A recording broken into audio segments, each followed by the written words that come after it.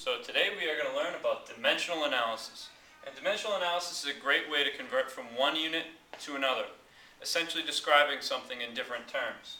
So, for example, this is a problem to solve. How many hours are there in 2 weeks? So, what's the known quantity here? Well, we know that there are 2 weeks, and we know a couple of relationships that can relate from weeks to hours.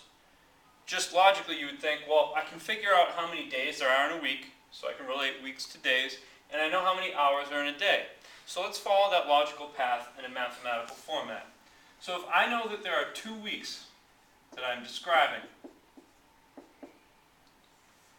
and I know that there are 7 days in a week, I think we all know that.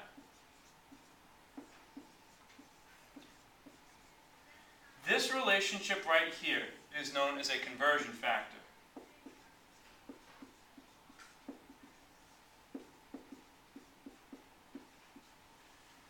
Which, in this conversion factor, the top, or the numerator, has to be equal to the bottom, the denominator. 7 days are equal to 1 week, and we can all agree on that. So, the top is equal to the bottom. That's essentially the same thing as multiplying something by 1 when you multiply by a conversion factor.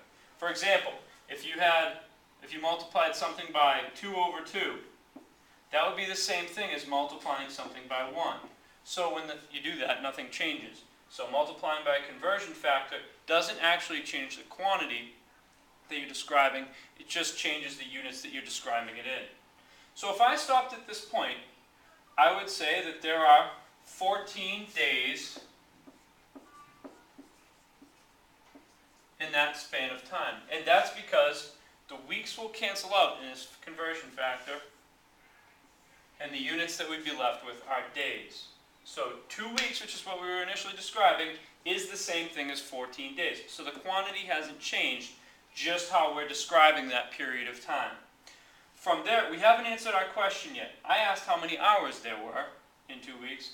We know how many days there are. That doesn't answer our question, but we can get to our answer from there.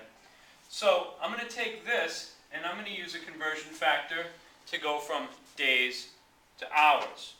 I know that in 1 day,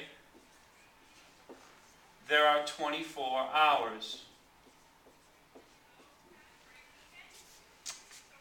Okay? So, one thing that's important to note here is that we always put the unit that we're coming from, we put that in the bottom of the conversion factor.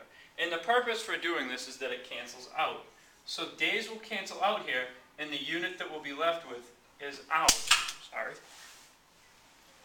So now I would multiply this out, and I would find that 14 days times 24 hours in a day, there are 336 hours in that same 2 week span.